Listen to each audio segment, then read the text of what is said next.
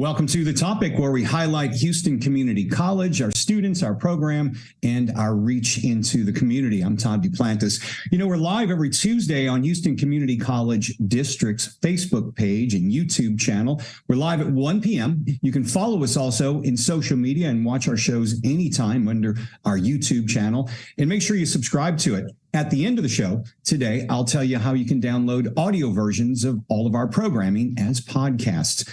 Our spring commencement season is upon us here at HCC, and we're glad to honor our students' achievements. And right now, we've got Dr. Shantay Graves, our Vice Chancellor of Student Services, to talk to us about some of the things we have going on with this commencement season. Good afternoon, Dr. Graves. Always good to see you. Good afternoon, Todd, and thank you for inviting me. This is probably the most exciting time of year. I tell everyone this is the culminating event, and we're excited to come and talk a little bit about what we're planning this year for commencement. Well, everyone knows the main ceremony, the main commencements, but we also have other ceremonies that our grad committee hosting. Maybe you can tell us about those.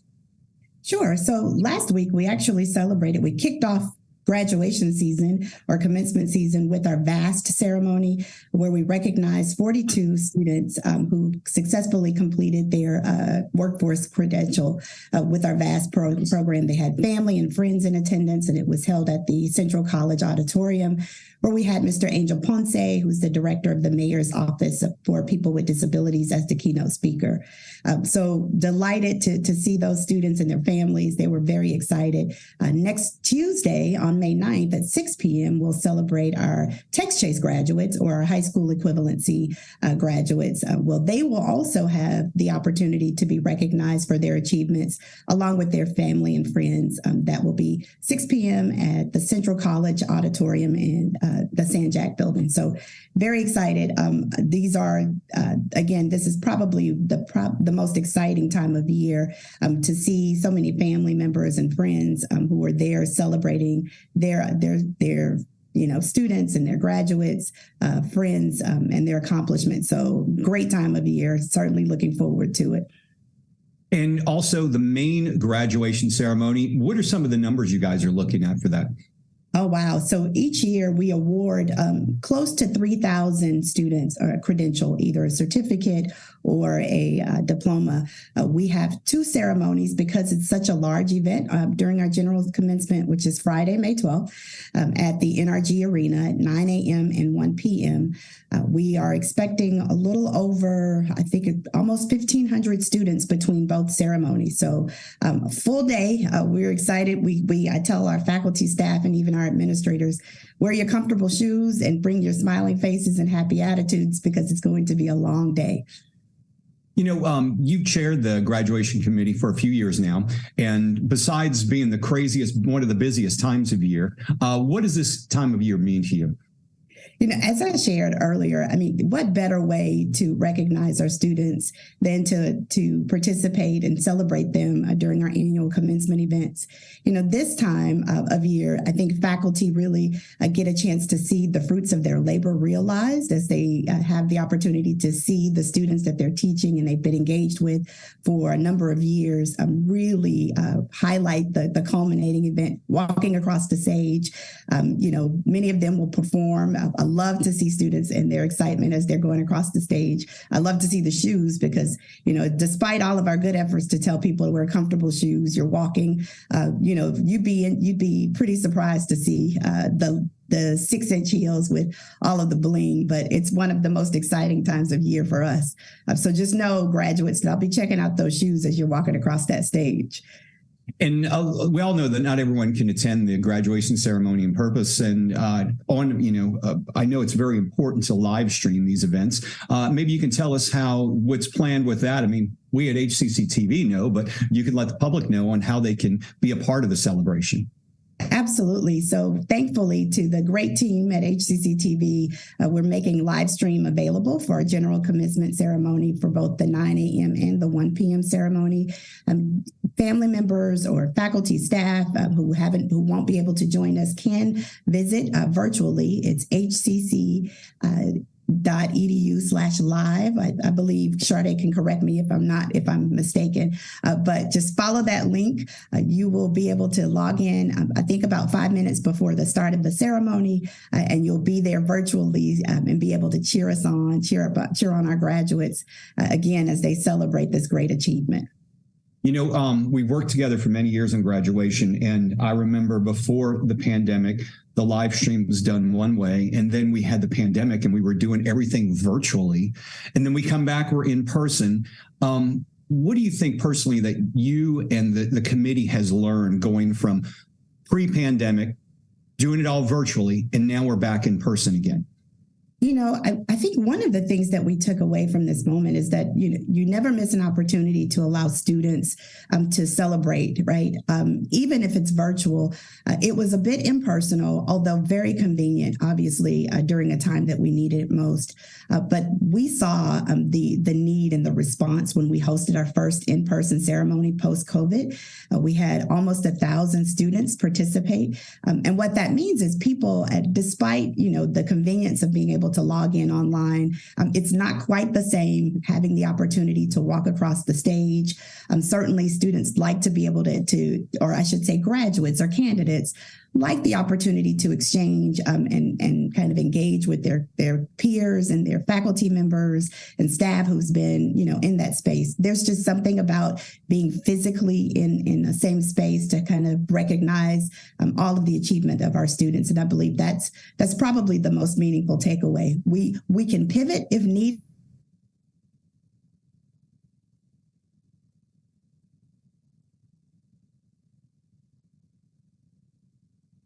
Did we lose Dr. Grace?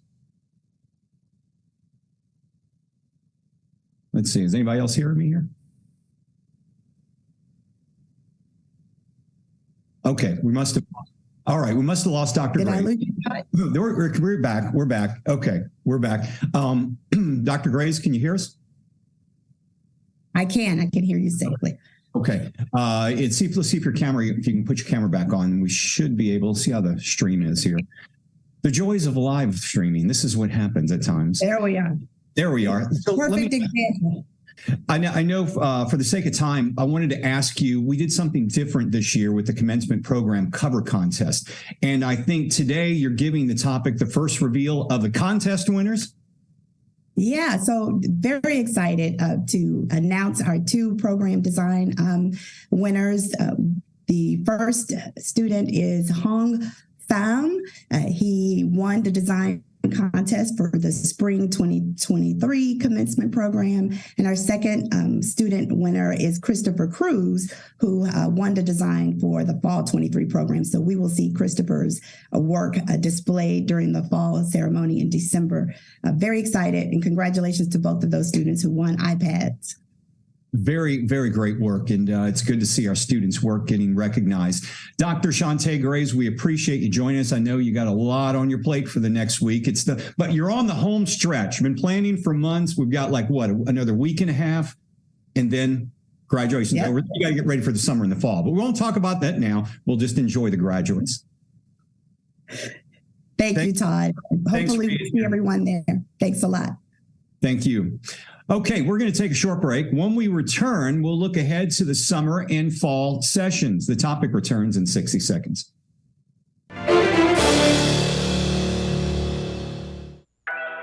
Sometimes what you need just shows up. Houston Community College has your back, whether you're knocking out some basics or upping your game for a better job. Enroll today for spring classes and frame your future with HCC. For more than a year, we have kept you informed with more than 500 remote episodes. But now we're back, bigger and better with more news and more guests. Join us live every weekday at 10 a.m. on Facebook and YouTube, and on HCC TV at noon and 5 p.m. You can watch from anywhere. We go where you go.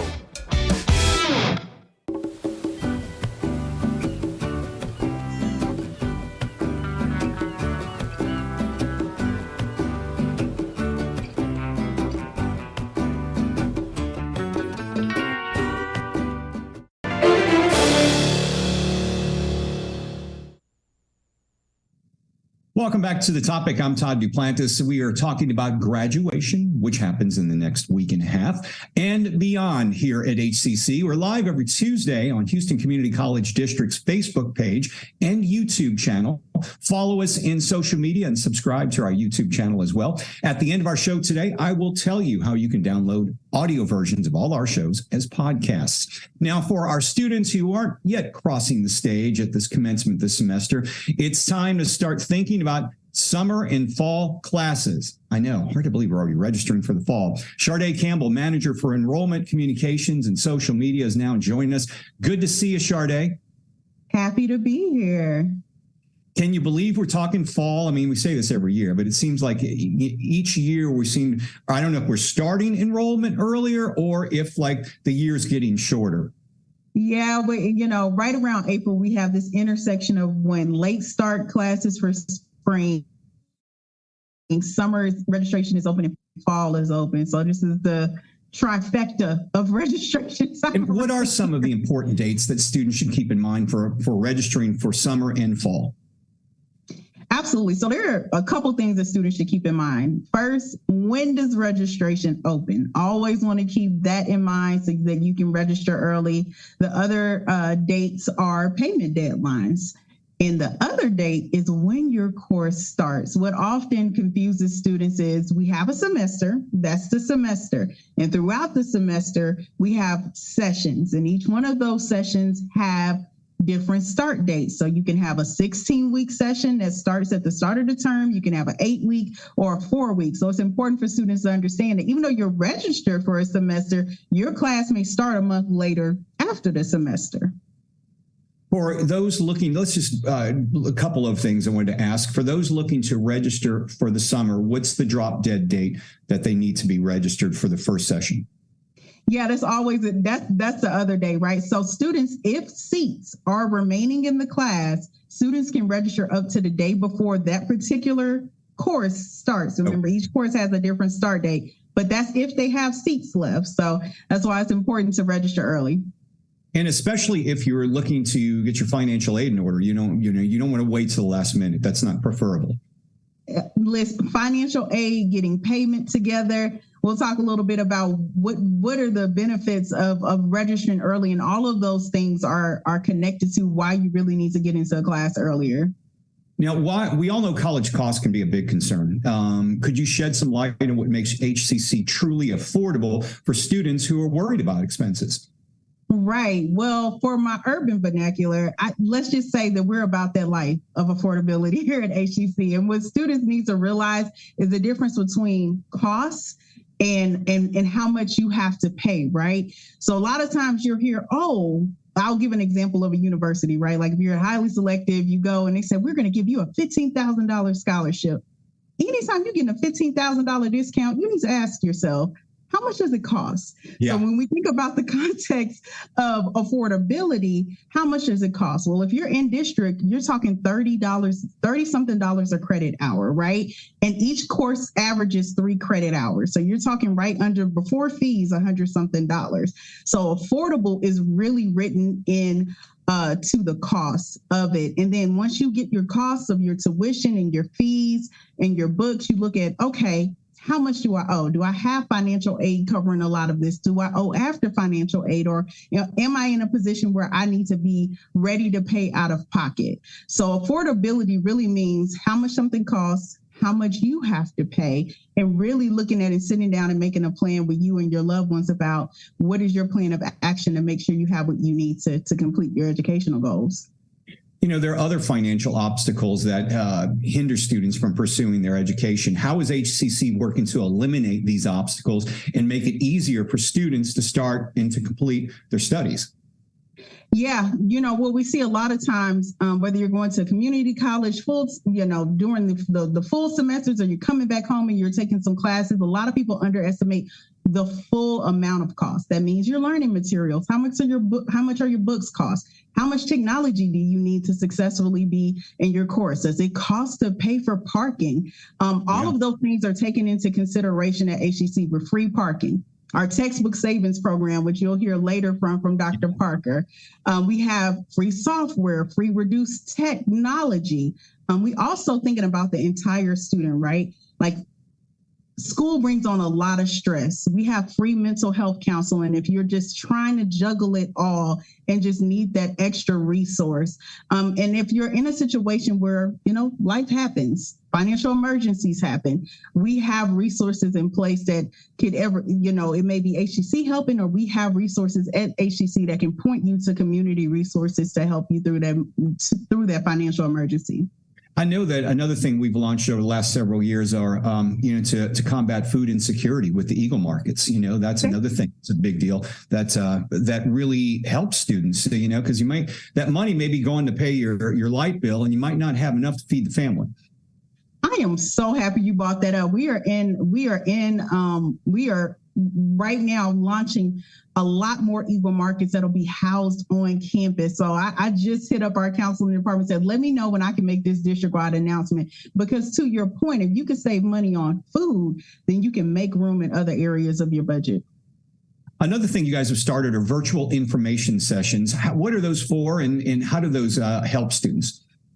Right. So even coming out of the pandemic, and like we have students that are like, listen, I am sprinting to get one-on-one in-person support. But we have a lot of students that still really value virtual support, the flexibility of it, and also knowing what is the next step that I need to take. I've applied. I may not have known to log on to Zoom to connect with someone. I just need someone to walk me through the steps. Like, I see it on the website, but I need someone to walk me through it. These are designed for our new students, our future HCC Eagles, to understand what are the steps they need to take to enroll. That means your checklist items. What are the options to fund your education, and understanding everything from application to enrolling in that first class. Those sessions walk you through with our team of admissions advisors who are incredibly knowledgeable to help you take that next step. I know a lot of our students tend to be a bit older, but many of them are coming out of high school. Are these information sessions available for not only the students, but parents as well? Yeah, we absolutely have parents logging on. Listen, we always, I had, if you all have met Mama Campbell here on the show, she was definitely that parent that would have showed up to the information session to make sure I was taking the next step. So yeah, absolutely. It is free and open to the community. We do not limit it. If you are a student, if you want to learn more simply about how to connect with our admissions advising team, or how to connect with HCC and take that next step, they're designed for all of those different community members.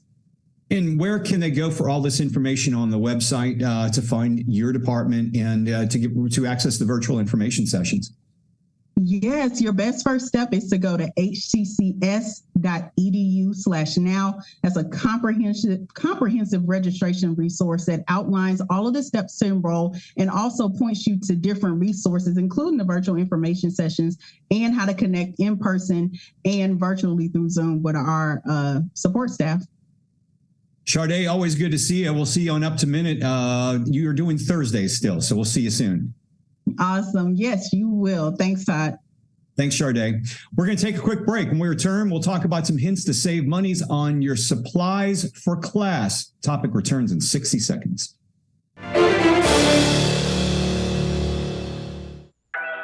Sometimes what you need just shows up. Houston Community College has your back, whether you're knocking out some basics or upping your game for a better job. Enroll today for spring classes and frame your future with HCC. When I was your age, I was just like you, fascinated by stars.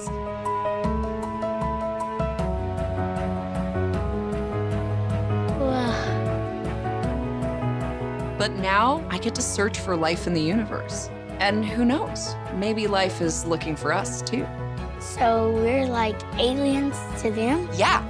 Does anyone want to be a scientist now? I do. Awesome. We need more girls in STEM. Maybe we can find aliens. Things could be stranger, but I don't know how. I'm going through changes, through all of the strangeness. I'm going through changes now.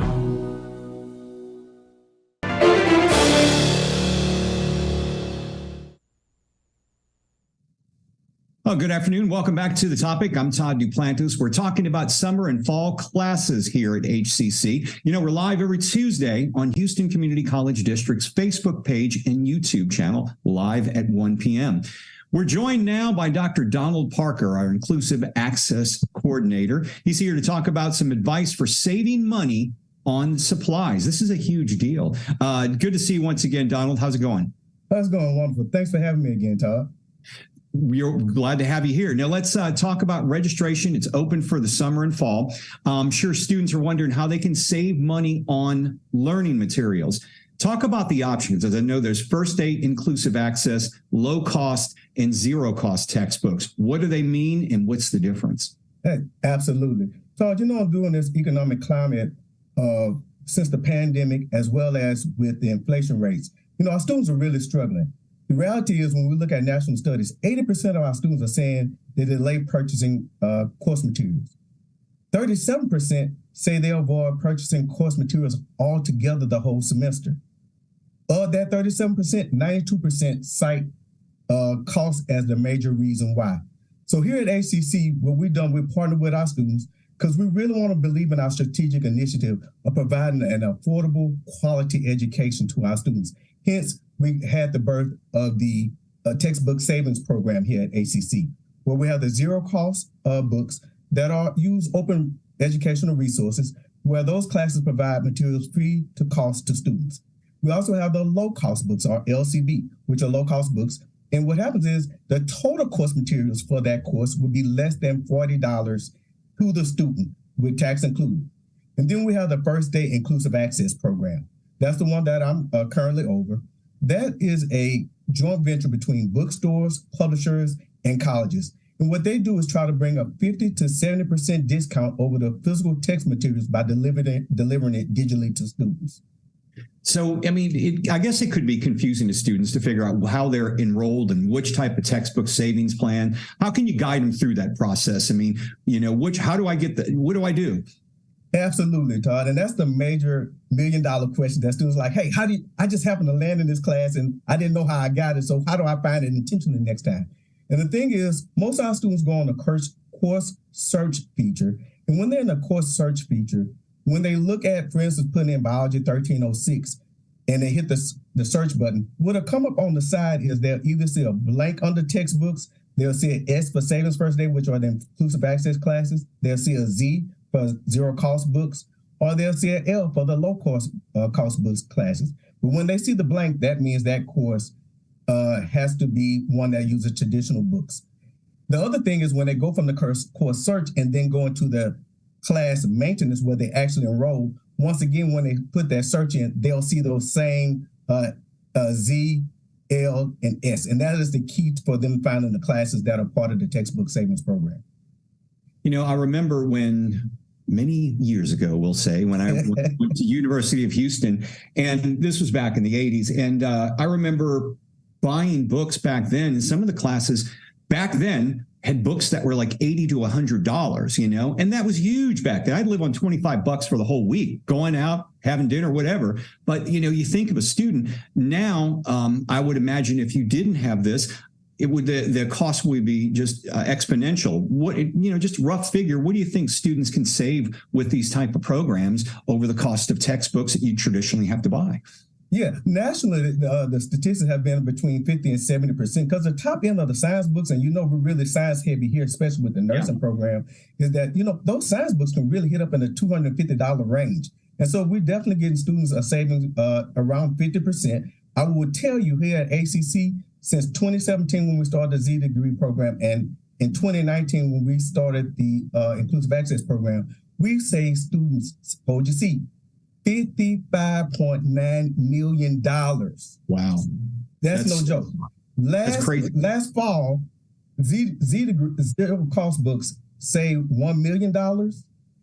The Inclusive Access program saved $3.5 million over what they would have paid in the bookstore for the like course materials. So this is doing a dynamic job to give everybody an equal footing, because our students that are on financial aid, they have to wait a couple of weeks to get their course materials. Our students that are on payment plans that wouldn't be able to get their book, our students that got to wait on Texas Workforce Commission checks, or the veterans, they're starting day one with what they need and not falling behind, which helps our retention rates and also helps us the completion rates and gives our students, equity across all classes of people. It's always valuable to hear from the students and get their opinions. I would imagine what have you heard from students? This has got to be phenomenal for them. I remember when this program first started and it was just mind blowing, but what are the students saying? Yeah, and absolutely. Because in the first day inclusive access program, we're going from 115 sections up to now 2,900 classes. And what we're seeing is the feedback when we give our surveys, our students are saying, hey, number one, I don't have to stand in those long lines at that bookstore that wrap around the corner. No longer are they purchasing the wrong books accidentally because we have multiple course materials that can be used. And then our students are saying, thank goodness. Somebody cared enough that I had what I need on first day of class to be successful. And you remove the barriers for me to be successful. And that's the one that touches my heart. Absolutely. And it goes back to what Shar-day and I were talking about with the barriers that are facing our students, like you mentioned, everything from inflation to rising energy costs, putting gas in your car. Somebody's got to pay for that, and they can use their money in other ways instead of buying exorbitantly expensive textbooks. And you don't have to carry the textbooks around either, the digital. Absolutely. And it's just amazing, because, some of us old timers, we just like to flip the pages and be able to look at it. You got to realize most of our supporting ISDs, they're all using digital course materials. And think about your nieces and nephews or grandkids. They can go on those little iPhones nowadays or iPads and they find those videos. I don't know how these kids do it, but they're wired different than us and they can really do it. So, it's something of the future, and that's just where we are now with the paradigm shift. Dr. Donald Parker, we appreciate you joining us. He is the Inclusive Access Coordinator. Thanks for being here on the show. Thank you for having me, and I look forward to seeing you again soon. All right. And we're going to have all the information in our social media post and where you can find about our no cost, low cost, and all inclusive access textbooks. Thanks for joining us on the topic. For more information and to download audio versions of our show, visit hccs.edu/podcast. We'll see you again next week.